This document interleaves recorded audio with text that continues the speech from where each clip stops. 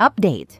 Am I the a-hole for refusing to let my mother-in-law hold my baby after she told my husband to get a paternity test? Original post. I, 28 female, gave birth to my first child, a beautiful baby girl, 3 weeks ago. My husband, 30 male, and I have been over the moon, but his mother has been causing non-stop drama. She never liked me. From the start, she made snide comments about how I trapped her son, even though we've been happily married for 4 years. When I got pregnant, she constantly joked about how the baby might not be his. I brushed it off as her usual passive-aggressive behavior until I found out she took it way further. 2 days after I gave birth, my husband got a text from his mom saying, "You should get a DNA test. You never know these days." I was devastated when I saw it. My husband was furious and told her off, saying he had zero doubts about me and that her comment was disgusting. She tried to backtrack, saying she was just looking out for him. Now she wants to come over and meet the baby, but I told my husband that she will not be holding our daughter.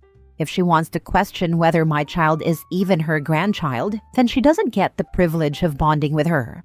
My husband understands why I'm upset, but he thinks we should let her come just once, so she doesn't play the victim with the rest of the family. Now she's crying to everyone, saying I'm keeping her granddaughter from her and that I'm punishing her over a harmless question. Some family members think I'm being dramatic and should be the bigger person. But why should I let someone who disrespected me and my child hold her like nothing happened? Am I the a-hole for refusing to let her hold my baby? Now for the top comments before reading the update. Not the a-hole. She'll find ways to play victim, even if you've not done anything wrong. So might as well set your boundaries. Also, just to add to that, that's not a harmless question at all. She's indirectly accusing you of cheating and asking her son not to trust you. Unless she has extremely valid reasons, which she doesn't in this case, that's just so disrespectful. If it's such a harmless question, make a big deal of asking your husband to get a DNA test to see who his father is. Not the a-hole. Just tell everyone, I don't know why she's upset. She told my husband to get a DNA test because she doesn't even think our child is his. I don't know why she would want to meet a baby who she doesn't think is related to her. If mother-in-law really hates her and doesn't believe the child is the dad's, then she must never be allowed to hold the baby or be alone with the baby. Accidents happen, and this kind of irrational nonsense knows no ethical or legal bounds. Protect the child. Grandma's feelings are inconsequential when weighed in the balance. Now for the update. Well, I wish I could say things got better, but mother-in-law made sure that didn't happen. After my husband told her off, I thought she'd at least try to apologize, but instead, she doubled down. She started calling my husband, telling him I was turning him against his own mother, and that I was overreacting to a simple question. She even pulled the classic victim act, crying to the rest of the family about how I was keeping her grandbaby from her. Then, things took a ridiculous turn. I found out from my sister-in-law that mother-in-law was actually trying to get a DNA test done behind our backs. Apparently, she was hoping to get a strand of my baby's hair or some spit to confirm the truth. When my sister-in-law told me, I was absolutely done. I told my husband that until she apologizes, not a fake "I'm sorry you're mad" apology, but a real one, she is not welcome around me or my daughter. Thankfully, my husband backed me up 100%.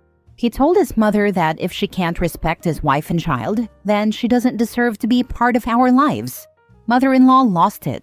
She went full drama mode, telling everyone I was tearing the family apart and that she might never recover from this heartbreak. At this point, I don't even care. She disrespected me, she disrespected my marriage, and she disrespected my child. Actions have consequences. So yeah, mother-in-law still hasn't met the baby. And unless she does some serious apologizing and self-reflection, she won't be anytime soon.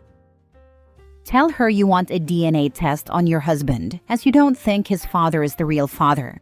She must be projecting from her own whoring days. Ding ding ding! This is probably why she's so hell-bent about it. Do it, OP. It's a harmless question, right?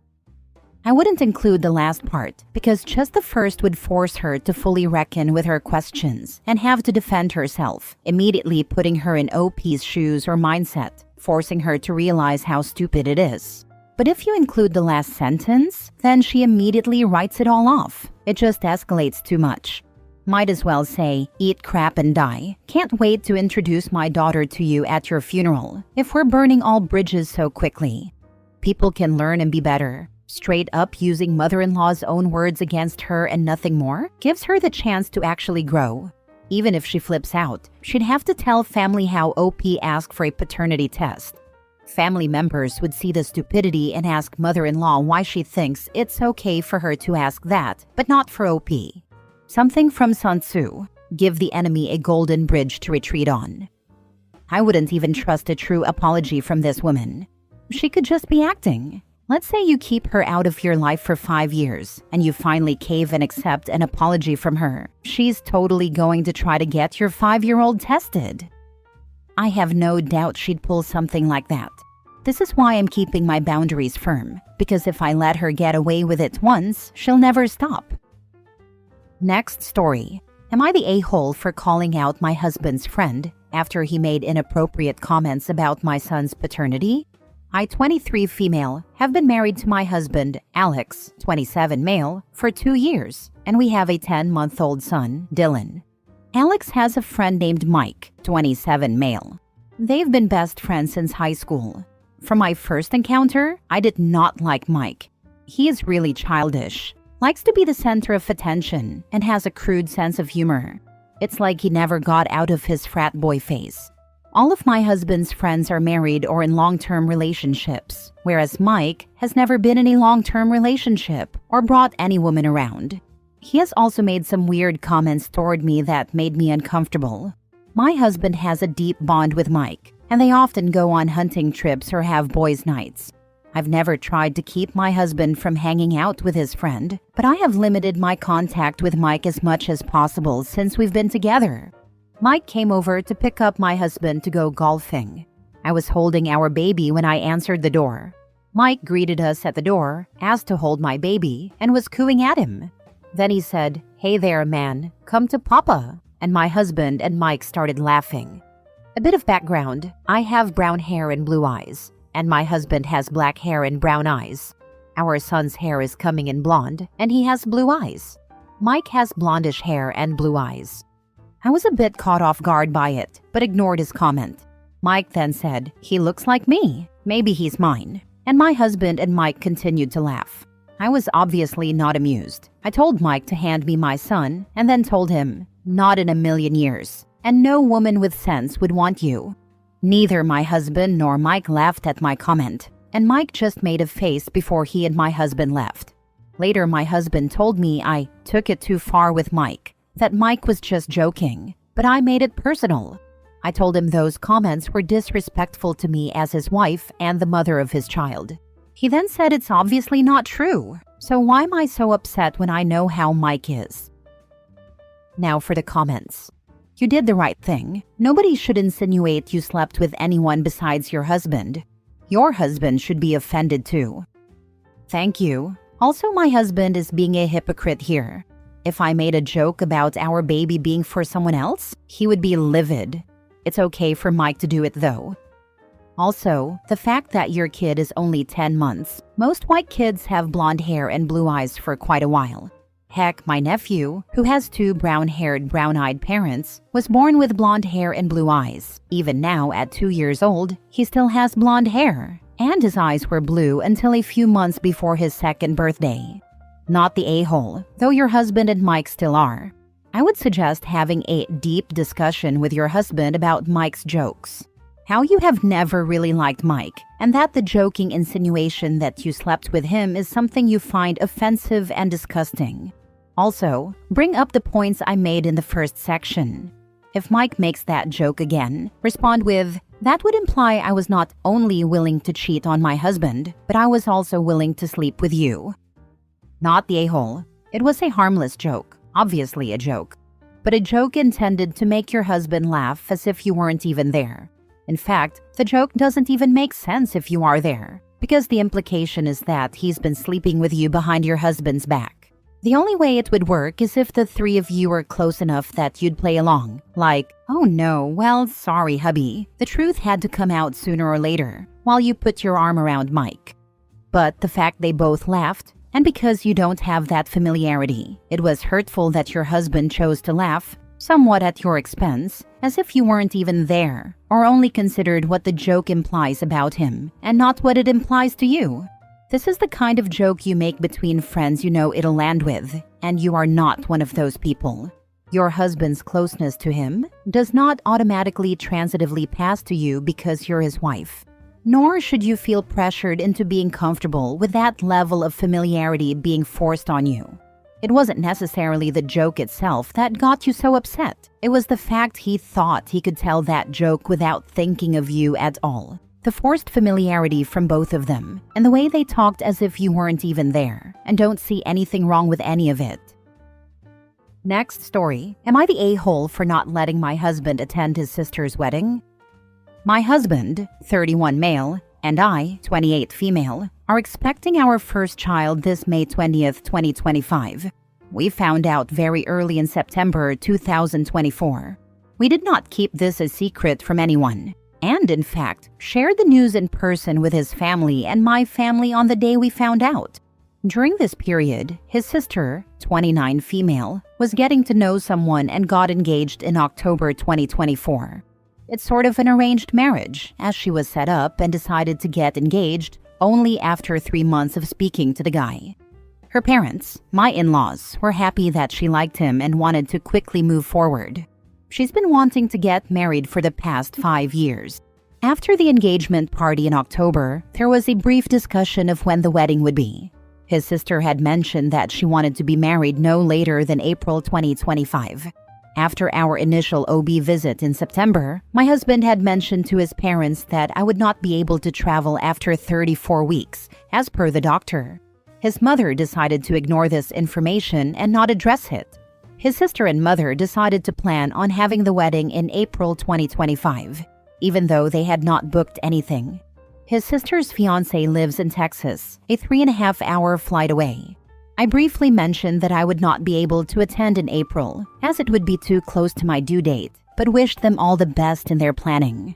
February 2025 rolls around, and they decided to have the wedding this upcoming April 19th in Texas.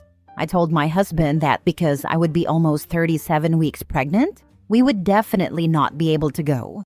A month prior, during a huge fight we had, his mom had told him it's okay if I don't go, but that he would have to attend. At the time, I was not opposed to it as I thought it would be fine. 2 weeks ago, we met with my OB, and I decided to ask her for advice while he was also in the room.